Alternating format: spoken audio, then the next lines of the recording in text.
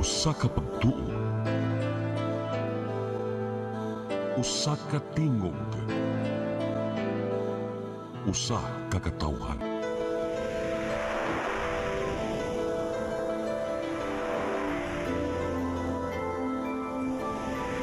Cebu Catholic Television Network.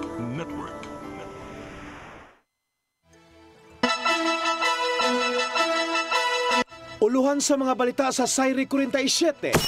Laing usa ka gatos ka mga benepisyaryo sa scholarship program sa siyudad sa Mandaue nakadawat na sa ilang certificate grant. Mga health officials sa Bohol gipa-alerto sa nagkasakang kaso sa monkeypox sa Pilipinas. Pagpalusot o mga kontrabando sa mga jail facility, gimando nga seryosong ipahuno. Pulis sa Lapu-Lapu nga giingong wala motabang sa gikulata, imbestigahon, apan formal nga reklamo gipaabot. Sugbo, Kabisayan ug Mindanao, Pilipinas og katawhan kutos maabot sa tong Sibya sa tibuok kalibutan mayong hapon. Live kita karon sa CCTN Channel 47 ug kini ang tulumanon sa nagunang kasayuran nga angay natong masayran. Ako si Dennis Tabar. Tulumanon sa patas nga balita ug opinyon. Ako si Danica Caballes. Kini ang Sayri 47.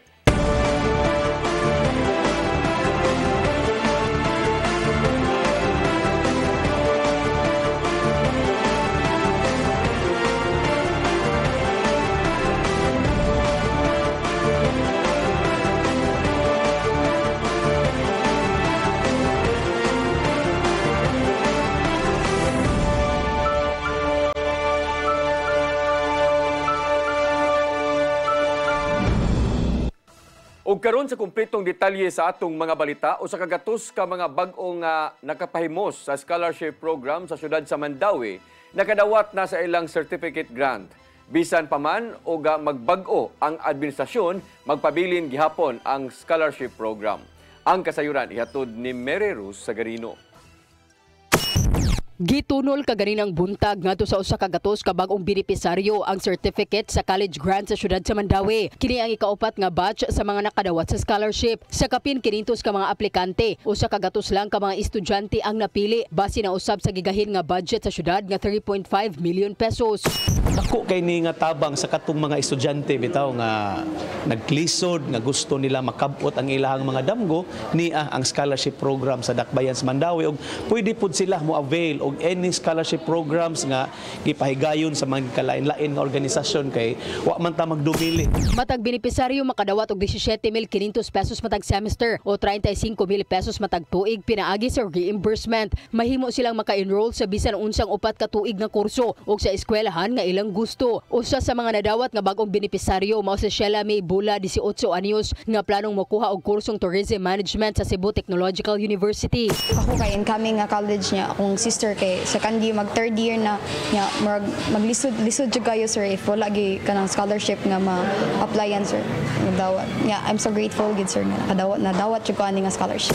Ang scholarship program sa Mandaue magpadayon bisan pa man og lahi na ang administrasyon tungod usa naman kini ka ordinansa. Ordinansa na unya sa ako pag message niya. I believe yun no nga si Junki padayon gid niya.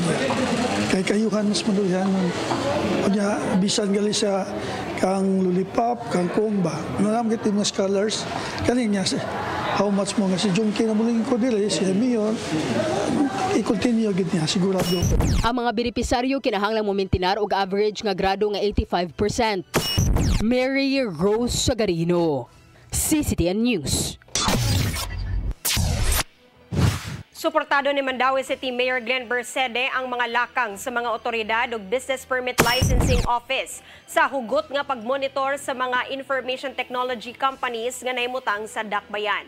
Ang Mandaue City Police Office uban sa mga law enforcement agencies o BPLO nagpahigayon og inspeksyon sa miaging adlaw sa mga kumpanya sa Barangay Banilad pagtan-aw sa ilang permit og operasyon.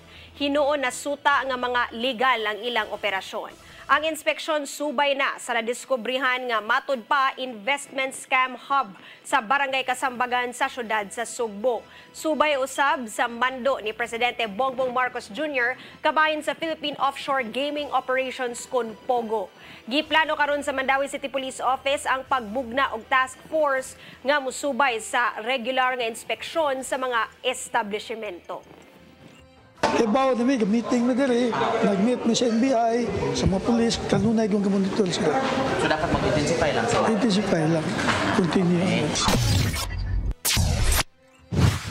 Mandawi City Mayor Glenn Bersidi may dipita sa gikuhang 11,000 ka mga empleyado sa City Hall.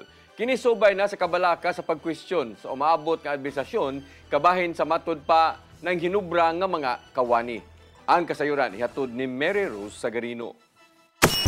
Gidepensahan ni Mandawi City Mayor Glenn Bersidi ang pag-hire sa dulan 11,000 ka mga empleyado sa City Hall. Matud ni Bersidi nga ang Mandawi nagpabilin sud sa 45% budget alang sa personal services sa kinitibuk ang income sa syudad nga mao limitasyon sa Local Government Code of 1991. Base sa 2025 budget sa syudad, ang pondo sa personal services ana sa 938.9 million pesos, 20.87% kini sa ilang 4.5 billion annual budget. Para may manage karon sa syudad, pwede nila paan.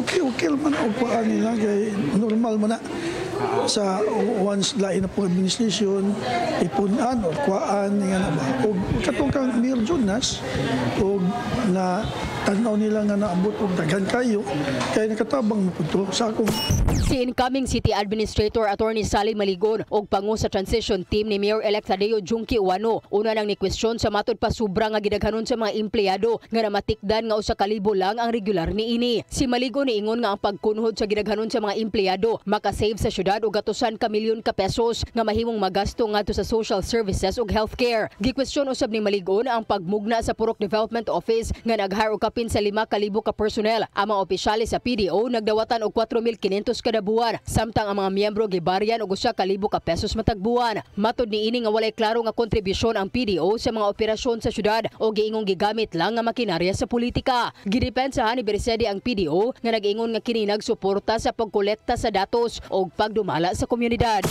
opinion ba? Nakatabang to kay kanang purok system na to gi-create na mga Jonas. Nga kauban sa grupo, kay importante mo kanang purok god small ko barangay smallest one man na kani sa LGU bitaw nga kuan. Agyan na pag mas small pag kanang purok na to. Nga to mga officers mo trabaho tas kagalingan purok. Manunga man na bisan pag ipatawag din anytime na man na. Si Maligon miingon nga giplano ang pagmino sa mga trabahante sa higayon nga mulingkod sa katungdanan si Mayor-elect Uwano karong Hulyo 1. Gawas lang sa mga importanteng buhatan sama sa City Hall, Disaster Management ug Traffic Department. Mary Rose Sagarino, CCTN News. Mga bag-o ug batan-ong konsehal sa syudad sa Sugbo dili magpadiktar sa mga nangaraan sa serbisyo sa gayong muduso og mga polisiya sa konseho. Aduna sila giandam nga mga programa alang sa ikaayo sa pipila ka mga sektor. Ang kasayuran ni Hato di Gian Navarro. Gipangandaman karon sa mga bag-ong nawong sa konseho sa syudad sa Sugbo sa maabot nilang paglingkod sa pwesto karong Hulyo. Apan karon pa lang, mipadayag silang councilors Nice Archival ug Winston Pepito sa North District nga dunay baruganan kung isgutan ang pagpalabang sa mga mahinungdanong pulisiya sa konseho. Sa habig ni Archival, magdepende lang siyang baruganan sa higayong ipalabang na sa konseho ang resolusyon o ordinansahon.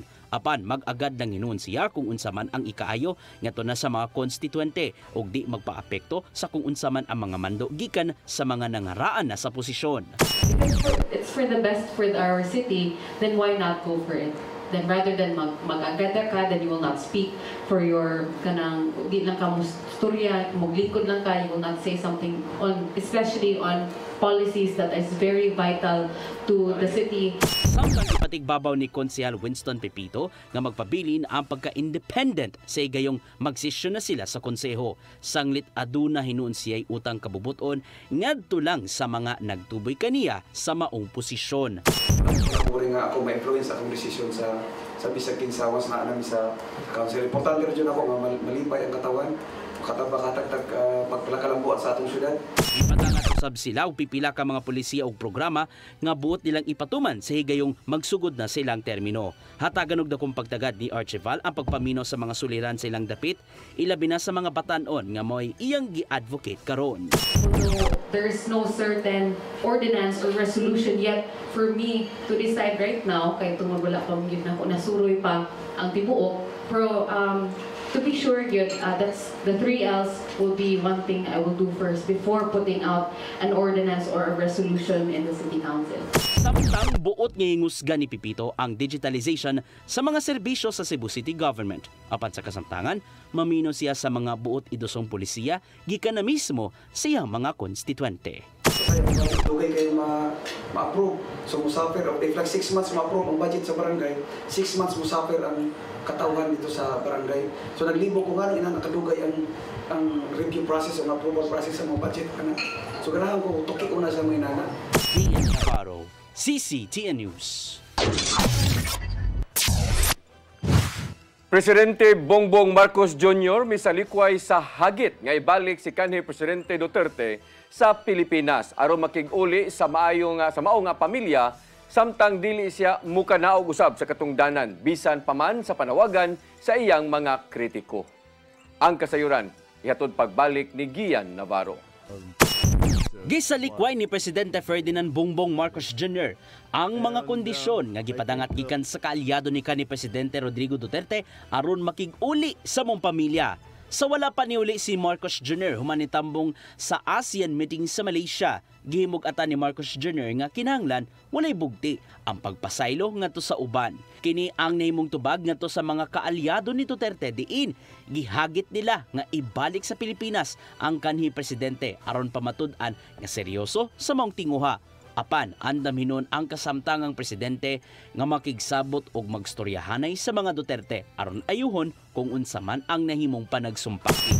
If you're sincere, you want to reconcile, let's sit in front of you. Ano ba talaga problema? Ano ba paano nangyari ito? Tanggalin natin ang problema. Pero sasabihin mo, hindi ako makikipag-usap hanggang ibigay mo sa akin ito. Wala pupuntahan na. Yeah, and that condition. Tapos na, that's not reconciliation. Ikatakdang mubisita sa The Hague sa Netherlands si Vice Presidente Sara Duterte aron sutaon ang sitwasyon sa iyang amahan. Kapinduha ka buwan ng gitanggong sa detention facility sa International Criminal Court si Duterte ug giatubang ang kasong crimes against humanity tungod sa dugoong drug war campaign kaniadto. Samtang gisalikway usab ni Marcos Jr. ang panawagan sa mga kritiko nga mukanaog na lang siyang katungdanan. Gitato sa presidente nga dili niya kinibuhaton maong dili usab niya talikdan ang mga giatubang nga problema sa gobyerno. Kini ang nahimong reaksyon subay sa nahitabong linahugay sa masakop sa gabinete sukad siyang kamanduan nga muluwat na silang courtesy resignation. Daan ang giklaro nga igo lang gipaubos sa recalibration ang cabinet secretaries sa tinguhang mumaayo pa ang serbisyo sa gobyerno ubos sa iyahang pangatungdan. Because we have to look at deeper, not just look at the secretary. The secretaries, I think, all of them, some have to be moved around, some have chosen to leave or no longer think they can contribute. But in any case, we are looking at the problem deeply. Ian Navarro, CCTN News. Gipa-alerto na sa lalawigan sa Bohol ang ilang mga health facilities tungod sa nagkasaka nga kaso sa monkeypox sa Pilipinas. Sa advisory sa ilang Provincial Health Office, pakusgan ang monitoring, reporting ug pagpasabot kabahin sa maong sakit. Bisan og wala pa'y confirmed cases sa monkeypox, gipanawagan nila ang katawhan nga likayan ang bagang duot sa tao ug magpahiling sa doktor kung adunay sintomas. Karong adlaw lang natala ang unang kumpirmadong kaso sa monkeypox sa Iloilo City ug gipaubos na sa contact tracing ang mga nakahimamat niini. Samtang nagkaanam og saka ang mga nataptan sa maong sakit sa pipila ka bahin sa Mindanao.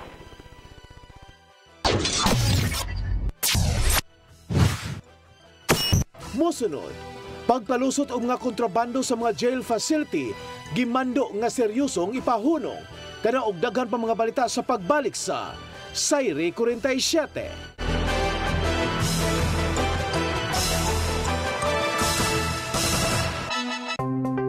Discover the beauty of the Philippines.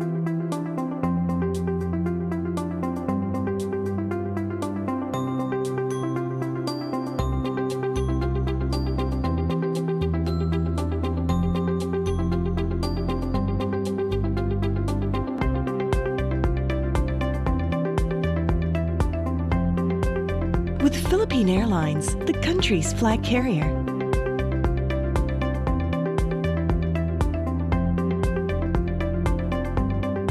The airline that lets you feel the warmth of the nation.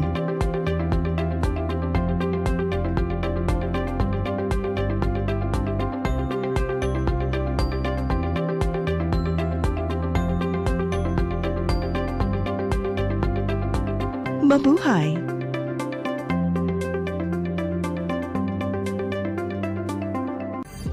Ito ang programa kung saan magko-collaborate ang ating mga ozone na doctors para ibahagi ang kanilang kaalamang medikal. I believe with all my heart that the Lord is allowing us to understand that He's the one who are extending this life and we have to really take care of our body. Yes.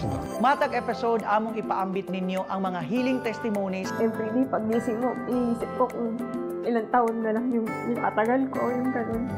This is your path to a new start. OzoneMed Wellness Clinic New Start. Napapanood every Saturday, 8 to 9 a.m. Og ang replay airing matag Miyerkules, 1:00 hangtod 2:00 sa hapon. Dinhilang sa CCTN Channel 47.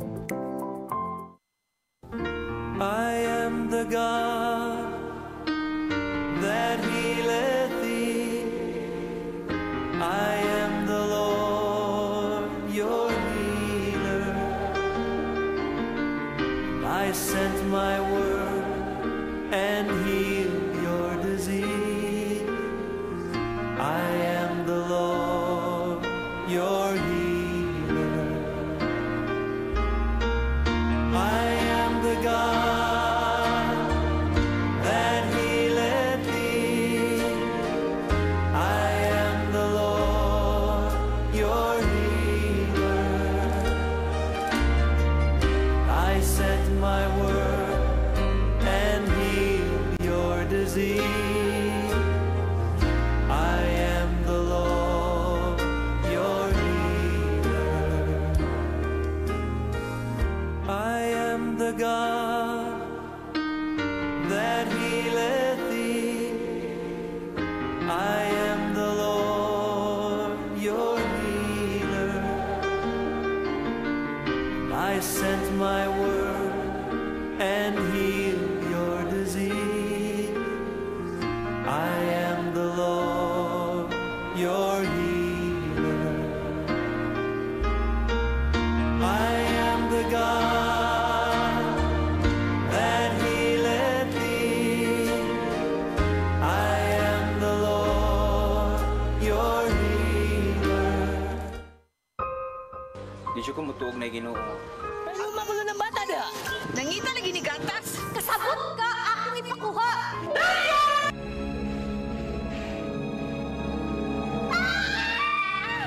Ug naa sa unang Timoteo 3:15 nga ang iglesia sa buhi nga Dios mao iyang panimalay ug mao ang haligi ug sugaranan sa kamatuoran.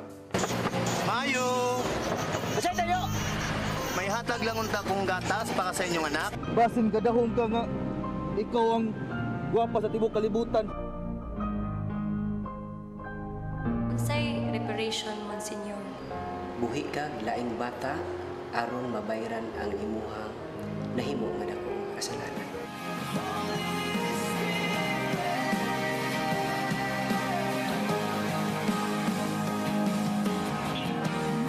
Daghan ka nato ang nagduda kung doon na bagay Ginoo o wala. Apan ang Biblia nag-ingon nga atong dawaton pinagi sa pagtuo ang kamaturan nga doon ay Ginoo. Sa Hebreo 11:6 nag-ingon walay makapahimot sa Dios kung walay pagtuo. I came for you. I came for you. Holy Spirit. nabuhi, puno sa hagit. Sugpil na ka, Dri, ha? Ay, pag-inarte! Dita ka! Puno sa pangutana. Bata pa gani ka kayo? Nagpuyab-puyab na ka? Kinsa man ang mga masakitin nato din ay karon ha? Kinsa! Kung si buti mo'y pasabot na di. Puno sa luha. Pagpili pa, ako nga imong anak o kana imong mga babae. Kasuko. Yung ano pa? Ano mo itang ka ni Papa? Apan bisan mangit-ngit pa ang imong kalibutan, aduna pa'y nagpahiping kahayag. Aduna ka pa'y kasumbungan. Mga laman, hanap na. Dear Tatay, Tunog na unlod na. Nganong handuman. Way laing paagi aron masabtan nato ang Biblia. Kinahanglan nga doon natay relasyon kang Hesus. Hangtod sa layan natong panaguban, daghang salamat. Shalom. Tunog na unlod na.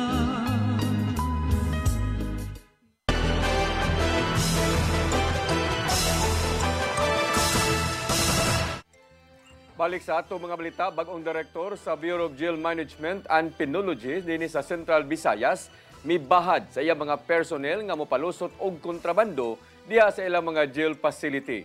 Kasuhan kini og taktakon sa serbisyo kun masakpan og mapamatud-an nga may palusot og mga cellphone o uban pang illegal nga drugas. Ang kasayuran ihatod ni Arnold Bustamante. Mipasalig ang bagong Regional Director sa Bureau of Jail Management and Penology Central Visayas nga si Jail Chief Superintendent Luisito Munoz ngayong hatagan og pagtagad ang problema sa mga jail facility sa tibuok rehiyon nga ubos sa pagdumala sa ilang ahensya. Mato ni Munoz nga nasayod na siya nga dunay mga person deprived of liberty kun PDL nga nalambigit paghihapon sa distribution sa illegal nga druga sa gawas gamit ang mga cellular phones. Tungod nini molusad sila og subsub nga Greyhound operation sa pakigalayon sa Philippine Drug Enforcement Agency 7 ug sa pagdeploy sa mga bagong graduate ng mga jail personnel sa National Jail Management and Technology Training Institute dito sa Negros Occidental. Sa resera nga kasagaran sa mga nadakpan sa mga pulis sa siyudad sa Sugbo nga mga drug personality, pulos mangangkon nga ang ilang kontak nasa sulod sa Cebu City Jail. Kini nga problema wala pa maresolbar bisan pa man kundo na nagihimong lakang ang kapulisan aron mahunong na ang pagsupply sa gituang shabu diha sa kadalanan. Yung gagawin natin dyan, sir, is we will intensify the conduct of Greyhound operations. Meron naman tayo mga bagong graduates, we will utilize them to conduct Greyhound operations. And pag-itingin natin, sir, yung pagsisearch sa mga bisita. Ipagawas daw sab og kamanduan si Munoz sa mga ginsakpan kung dunay masakpan og mapamatud-an nga jail personnel nga nagpalusot og mga kontrabando sama sa cellular phones ug illegal nga drugas magatubang kining kaso ug ipataktak niya kini sa serbisyo. Iyang gibutya nga dili siya makatugot nga dunay jail officer nga malambigit sa illegal nga kalihukan. Si Munoz nga kanhi RD sa BJMP sa National Capital Region sa wala pa siya mabalhin sa Central Visayas. Doon na siya 5 ka mga jail personnel ang gipadismiss sa serbisyo tungod sa susamang kalapasan. Meron na din akong directive, sirs, na yung mga personnel natin na mapapatunayan na nagpapasok ng kontrabando sa loob, particularly cellphones and drugs, they will meet the maximum penalty of dismissal from the service. Kung adunay magawas nga pangalan sa usa ka PDL nga may tinubdan sa supply sa illegal nga drugas, ila din kini nga ipaubos sa investigasyon aron mahunong na ang pagkuyanap sa illegal nga drugas sa karsada. Gawas na ini makigalayon siya sa kapulisan sa Central Visayas, ilabi na ang hepe sa Police Regional Office 7 nga si Police Brigadier General Rodrigo Maranan nga iyang direct underclass sa Philippine National Police Academy. Si Maranan sakop sa PNP Class 1995, samtang si Munoz sakop kini sa PNP Class of 1994 nga iyang gihulagwan nga iyang suod nga higala. Arnold Bustamante, CCTN. Pagpaluag sa mga jail facilities sa Central Visayas tutukan sa bagong BJMP 7 Director. Gawa sa paspas nga hearing sa mga drug cases, hatagan og pagtagad ang mga malungtarong rehabilitation sa mga PDL. Ang kasayuran hato di Gia Navarro. Gitaho sa bag-ong Regional Director sa Bureau of Jail Management and Penology 7 nga niabot na og 17,875 ka mga persons deprived of liberty ang nagatubang na sila mga sentensya. Sa mong gidaghanon, anaa na sa 299% ang congestion rate diin. Naghuot ang ubang mga PDL sa managlayong pasilidad. Usa sa mga tutukan sa Regional Director nilang si Jail Chief Superintendent Luisito Munoz mao ang pagpaluag pa sa mga selda. Apil nini ang katukuran og dugang pang jail facilities sa ubang mga bahin sa Central Visayas. Samtang paspasan usab ang plea bargaining agreement og para legal remedies ngadto sa mga PDL nga nag-atubang og mga kaso, ilabi na ang illegal nga drugas. Nag-rely lang tayo doon sa mga courts or judges. Minsan kasi yung pag-reschedule ng mga court hearings natin, hindi natin maiwasan. It's beyond our control. But our paralegal officers are doing their best to coordinate to the courts of our PDL. Sa susamaw sab nga gidaghanon, ana sa 79% sa mga PDL ang nag-atubang og kasong may kalabutan na sa paggamit og ginadiling drugas. Nasuta sa mga otoridad nga adunay mahitabo illegal drug trade sa sulod mismo sa selda. Maong istriktuhon nila ang pagpakigbatok niini pinagi sa Greyhound operations aron pang sakmiton ang mga kontrabando ug uban pang mga illegal nga butang. Bibahad ng daan si Munoz sa ilang mga sakop nga adunay dakong tulubagon kung masakpag na nambigit sa illegal nga negosyo sa sulod. Yung mga personnel natin na mapapatunayan na nagpapasok ng kontrabando sa loob, particularly cellphones and drugs, they will meet the maximum penalty of dismissal from the service. Samtang pakusgan sa BJMP7 ubos sa bagong liderato ang rehabilitation alang na sa mga nagkagumon sa ginadiling drugas. Kini anong hingpit ng mabag-o ang iyahang kinabuhi ug talikdan ang karaambisyo sa higayong gawas nun na siya. Palad ang Region 7 dahil nabigyan tayo ng pondo ng DDB, yung Dangerous Drugs Board, para magpa-construct ng kanlungan or rehabilitation facility na nandun ngayon sa Argao. Ang kailangan lang natin, sir, is i-request yung mga jail facilities natin within the Cebu province para magkaroon sila ng yung examination and court order para malipat sila doon at mabigyan tamang programa nung facility. Navarro, CCTN News. Sa laing balita, naka-embargo na og 25 ka mga armas ang Lapu-Lapu City Police Office sukad gipatuman ang Kumilik gun ban niadtong Enero 12 karong tuiga. Matud ni Lieutenant Colonel Christian Torres, ang spokesperson sa LCPO, nga pulos kini nasakmit sa mga police operations sama sa buy-bust o police response. Atol sa mga checkpoint, wa sila'y nakuhaan. Bisan og nahuman na ang eleksyon apan magpadayon paghihapon ang Kumilik gun ban hangtod sa Hunyo 11 og masakmitan niini sud sa mao nga period magatubang og duha ka mga kaso. Naagi po tayo mga respondihan or maagi sa checkpoint ganay armas or police operation, automatically duha gyapon lang kaso. Illegal possession of firearm at the same time katong violation of Omnibus Election Code sa Kumilik gun ban.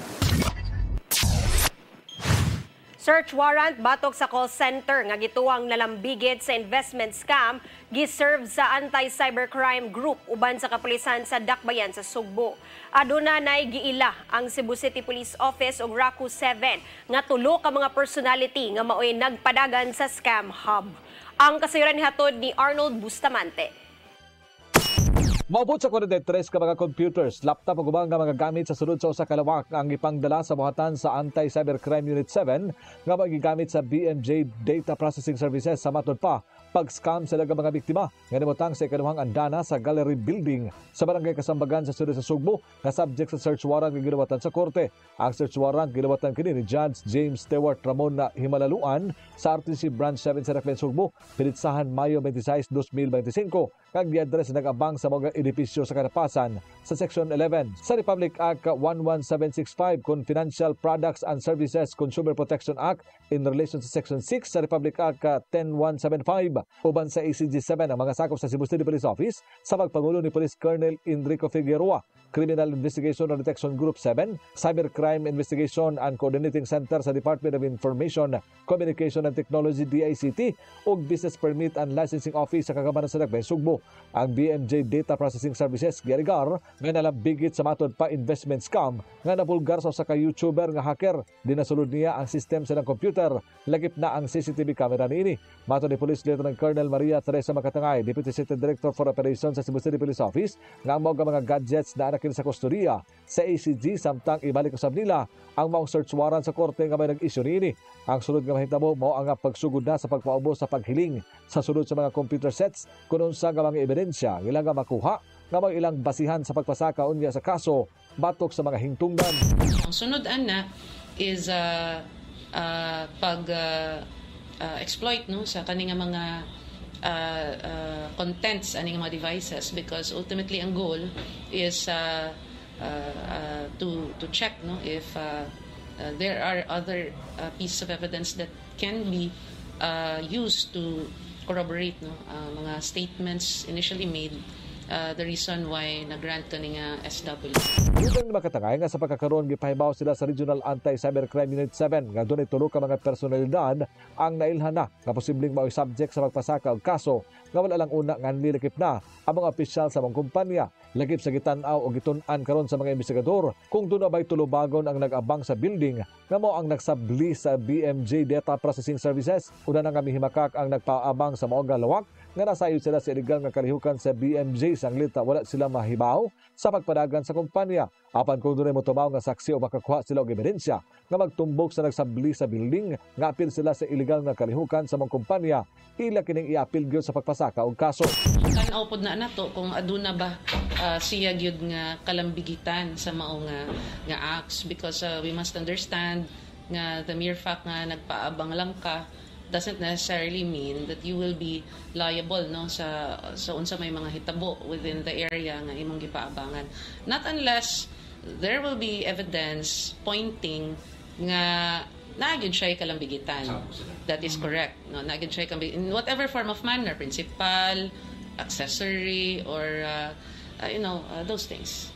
Ipasalig ang police official nga dako og matabang sa investigasyon o sa pagpasaka sa kaso ang pagkooperar sa mga call center agents niini sanglit sila man aga makahatag og kasayuran kung unsa nga matang sa illegal nga kalihukan ang ilang gihimo. Ang CCPO uban sa ACG-7 nakigalayo na sa mga kawani sa BMJ Data Processing Services. Apan matod pa ang uban ini mibati pa og kahadlok nga mahinungdan nga gihatagan lang una sila og igong panahon nga makahuna-huna. Gipaniguro sa kapulisan sa Dagbay, Sugbo nga ilang monitoron ang tulo ka mga personality nga may nagpadagan sa scam hub nga dili makagawa sa Sugbo ug sa Pilipinas aron nga kung ilan nga ipasaka ang kaso mamahimong dakpon nila kini kung doon na warrant of arrest.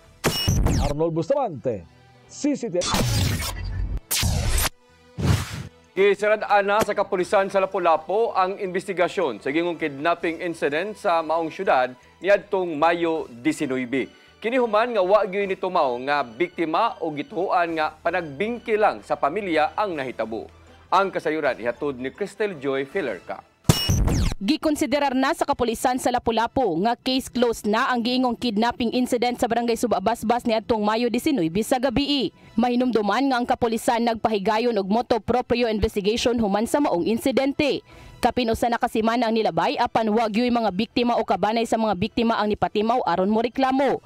Maong matod ni Police Lieutenant Colonel Christian Torres, ang spokesperson sa Lapu-Lapu City Police Office, nga gituuhan nilang wa gyud krimen nga nahitabo ni adtong gabi una. Initial investigation sa atong matapropio is purely related sa family trouble nila. Kaya until now wala mong ginipatimaw sa gusa. Initially, gi-close na to ang investigation considering wala gyud biktima nga nipatimaw. Samtang naablihan sa kapulisan sa Station 4 ang cellphone nga gi-turn over kanila nga na-recover sa dapit kung asa nahitabo ang moong insidente. Apan wa gyud kini mga contact numbers. Nibutyag si Lieutenant Colonel Torres nga adto na kini nila ipaproseso sa cybercrime forensic kung mapamatud-an nga adunay krimen nga nahitabo. Cristel Joy Filerca, CCTN News. Mosunod, pulis sa Lapu-Lapu nga giingong wa motabang sa gikulata imbestigahon apan formal nga reklamo gipaabot.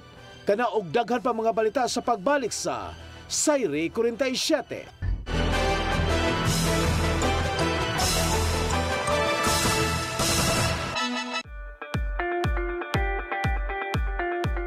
Congratulations! Nunito Tatay Dodong A. Lamchua, awarded as Cable TV Maverick, Father of Cable TV in the Philippines, given by Philippine Cable and Telecommunications Association Incorporated, PCTA, from Phil Products Group of Companies.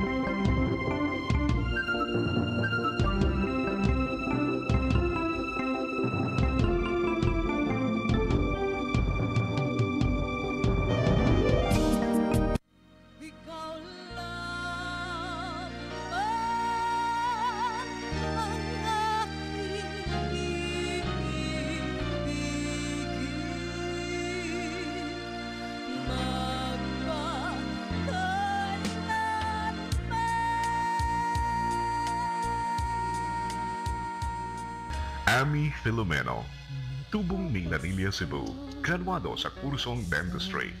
Apan, ang gugma sa pag-awit mo'y mipaswabi sa iyang kasing-kasing. Si Ami mo'y miawit sa theme song sa teleseryeng Siya ug Ako sa Kangit-ngit.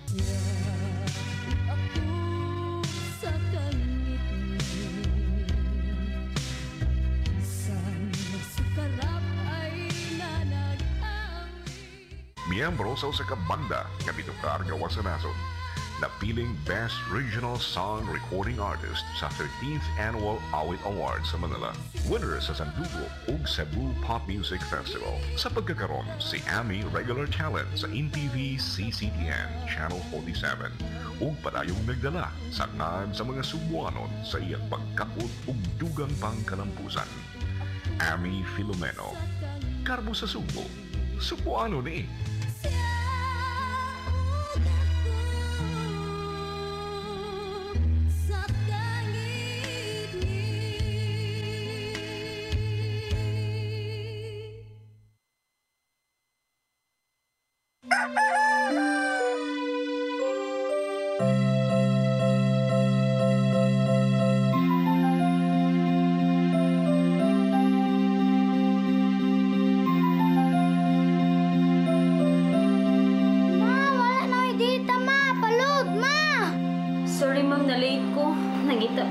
Para internet sa kong anak, ma'am.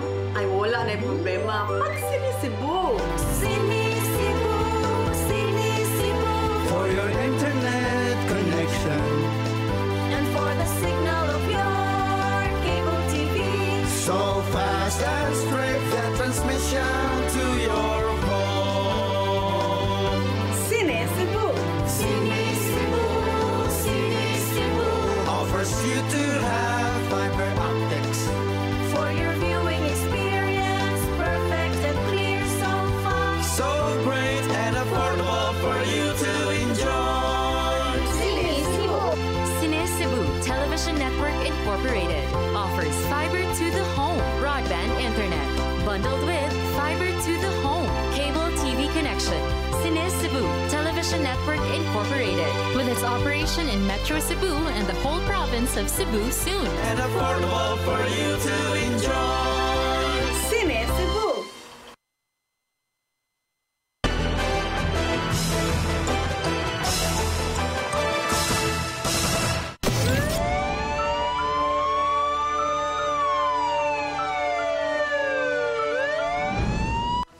Balik sa atong mga balita, anda mo pahigayon og investigasyon ang kapulisan sa dakbayan sa Lapu-Lapu kun moduso og formal nga reklamo ang 23 anyos nga si Matt Ernest Bungo batok sa pulis nga giingong wa mitabang kaniya niadtong Abril 15 sa kadlawon. Si Bongo ni Butyag nga sa mga sakop sa media nga sa dihang gikulata siya sa grupo sa mga batanon niadtong Abril 15 diha sa Barangay Kanhulaw, nangayo siya og tabang sa usa ka pulis nga naka-standby sa police outpost apan wa siya tabangi tungod kay di kini kabiya sa iya nga outpost. Matod ni Police Lieutenant Colonel Christian Torres, ang tipamaba sa Lapu-Lapu City Police Office nga gikinahanglan kini nga imbestigahon aron makuha ang habig usab sa pulis ug aron masuta kung aduna bay tulubagon ang maong nga pulis. Sa pulis, ug wala siya mo react, nagipon siya administratively sanction o basig wa sa takabaw, ang tako sa side sa pulis kung minsan naman ang atong pagkakag-investigation. Dapat mo file sad sila og complaint against sa pulis nga nang mo responde nga nakawak pa man abog nato. Kanhi kongresista sa Negros Oriental Arnie Teves Jr. nadakpan sa mga otoridad sa iyang gipuy-an didto sa Timor-Leste. Mihangop sa maong kalambuan si Pamplona Mayor Janice Degamo. Ang kasayuran nihatod ni Randy Gurion.